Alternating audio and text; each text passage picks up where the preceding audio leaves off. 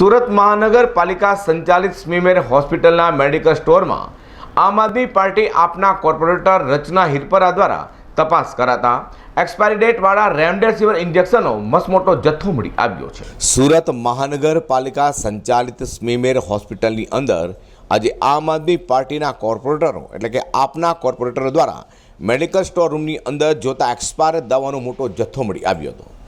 દર્દીને બહારથી દવા લાવવા માટેનો ડૉક્ટર દ્વારા પ્રિસ્ક્રિપ્શન લખી આપતા આમ આદમી પાર્ટીના કોર્પોરેટરના હિરપરા મેડિકલ સ્ટોર રૂમની મુલાકાત લેવાઈ હતી। દરમિયાન આશ્ચર્યજનક દ્રશ્યો જોવા મળ્યા હતા। મેડિકલ સ્ટોર રૂમમાં કોવિડ માટે લેવામાં આવેલી મોટાભાગની દવાઓ એક્સપાયર થઈ ગયેલી જોવા મળી છે।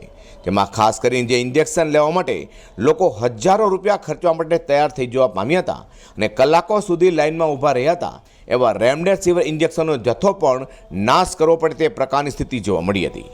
આમ આદમી પાર્ટીના કોર્પોરેટર રચના હિરપરાએ જણાવ્યું હતું કે લોકોના પરસેવાના કમાણીથી ચૂકવવામાં આવેલા ટેક્સના રૂપિયાને સુરત મનપાના ગેરવહીવટને કારણે વેડફાઈ રહ્યા છે। કોરોના કાળ દરમિયાન દવાઓને ઇન્જેક્શન મોટા પ્રમાણમાં એક્સપાયર ડેટના જોવા મળ્યા હતા તો બીજી તરફ અન્ય દવાઓ પણ મળી આવી હતી। અંદાજે 22 લાખ રૂપિયા કરતાં પણ વધારેની દવાઓ નાશ કરવાની ફરજ પડે। આ તો માત્ર અમારા ધ્યાન પર આવેલી દવાઓ હતી।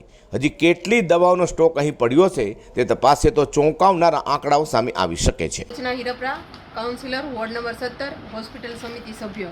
આજે સ્મીમેર હોસ્પિટલમાં મુલાકાત લેવાનું થયું કે કોઈ પેશન્ટને માફી ચિઠ્ઠીની જરૂર હતી તો હું આજે હોસ્પિટલમાં આવેલી તો એ પેશન્ટ પાસે એમને મેં પૂછ્યું કે તમારે શું તકલીફ હતી અને શેના માટે તમે એડમિટ થયા છો તો એમને એવું કીધું કે ઝાડા ઉલટી માટે અમે એડમિટ થયા હતા ત્યારે એ 6 દિવસથી એડમિટ હતા। ત્યારે એમને પૂછવામાં આવ્યું કે તમે કે આ દવા બધી છે એ ક્યાંથી લીધી અને કઈ રીતે તમે લીધી છે તો ત્યાંથી અમને જાણવા મળ્યું કે જે ઝાડા ઉલટીની નોર્મલ દવા છે એ પણ બહારથી લખીને આપે છે કે તમારે બહારના મેડિકલમાંથી લેવાની છે। પછી નીચે આવીને મેં અહીંયા મેડિકલ સ્ટોરમાં ચેક કર્યું તો આ તમે જોવો છો કે કેટલી જાતના ઇન્જેક્શન છે।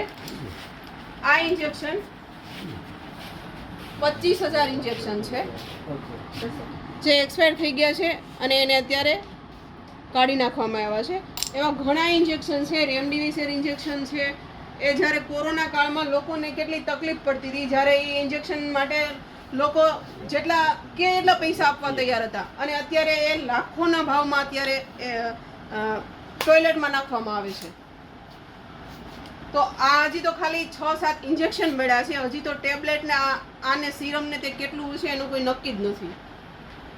આ ખાલી 5 કે 6 જાતના ઇન્જેક્શનની અમે તપાસ કરી તો 22 લાખ ઉપરનો આંકડો આવે છે। હજી તો ટેબ્લેટ ને પેલી સિરમ ને એ બધું તો ચેક કરવાનું બાકી છે। જો આવું 10-12 દિવસે થતું હોય છે તો તમે વિચાર કરો કે મહાનગરપાલિકાની જે આ સંચાલિત હોસ્પિટલ છે એમાં કેવડા પૈસાનો ભ્રષ્ટાચાર થઈ રહ્યો છે। સ્મીમેર હોસ્પિટલના સુપ્રિન્ટેન્ડન્ટ ડૉક્ટર જીતેન્દ્ર બંસલે જણાવ્યું હતું કે દરેક વિભાગના સારવાર લેવા આવતા દર્દીઓને ધ્યાનમાં રાખીને દવાઓનો ઉપયોગ કરવામાં આવતો હોય છે। આ દવાઓનો સ્ટોક અંદાજ પ્રમાણે મંગાવવામાં આવતો હોય છે।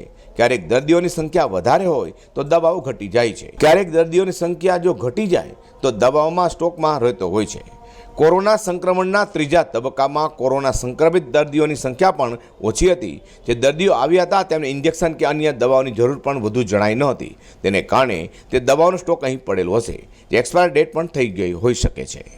અઝર કુર્સી સાથે પ્રકાશવાળા।